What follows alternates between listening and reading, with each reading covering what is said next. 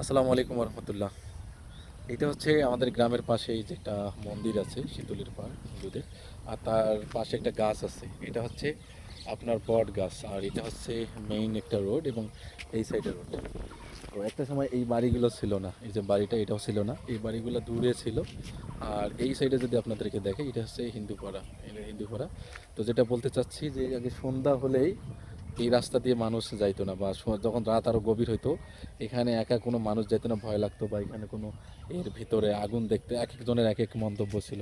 আর এই গাছে নাকি এক মানে কেউ কেউ বলে যে কোনো সাদা জিনিস থাকে বা আগুন থাকে, এক একজনের এক এক মন্তব্য ছিল। এমন একটা সময় বা এরকম শোনা যাচ্ছিল। বা আমরাও যখন ছিলাম, বা আমি নিজেও রাতে কখনো গেলে এই জায়গাটাতে একা আসি নাই। তো এখানে কোনো সাপোর্ট নিয়ে আসা লাগছিল। কিন্তু এখন সেই সময়টাতে মনে করেন যে এখন রাত হলে এখন এই গাছের নিচে বসে বিভিন্ন জন এখানে আড্ডা দেয়। এক কথায় যে ভয়টা ছিল যে ভূত বলেন বা যে কোনো দেওদুষ্ট বলেন, সেটার আর ভয় এখন আর নেই। এর ভিতরেও মানুষ বসে এখন আড্ডা দেয় প্রায় সময়তে। তো আমার মনে হয় যে যারা ভয় দেখাছিল, যে ভূত দেওদুষ্টগুলো দেখাছিল, তারাই এখন মানুষকে ভয় পায়। কেননা প্রত্যেকটা মানুষ এখন রাত ৩টা ৪টা পর্যন্ত এগুলো দিয়ে আড্ডা দেয় বা এই গাছগুলোতে বসে থাকে, এমন একটা অবস্থা। আপনাদের অঞ্চলে এই ধরনের কোনো ভয়ের কোনো জায়গা আছে কিনা অবশ্যই কমেন্টস করে জানাই দেবেন।